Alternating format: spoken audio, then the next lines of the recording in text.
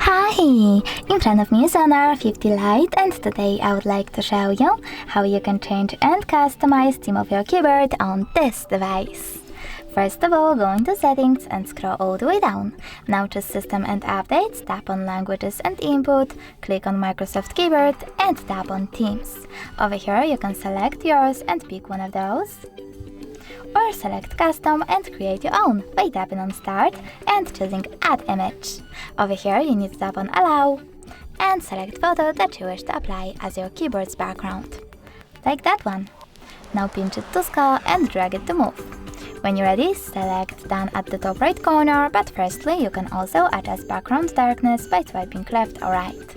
Now when I click Done, all I need to do is click on the switchers next to keyboarders and symbols to enable or disable them and tap Save at the top right corner one more time. So now when I go back, as you can see, theme of my keyboard was successfully customized. Thanks so much for watching. If you enjoyed this video, leave a like, comment and definitely subscribe. Bye!